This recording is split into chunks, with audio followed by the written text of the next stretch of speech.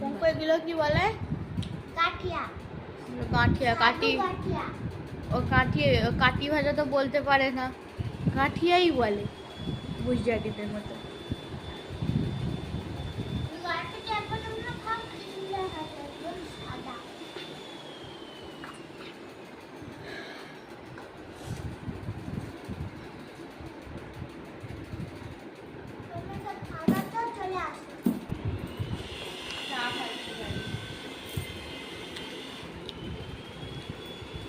খাবে?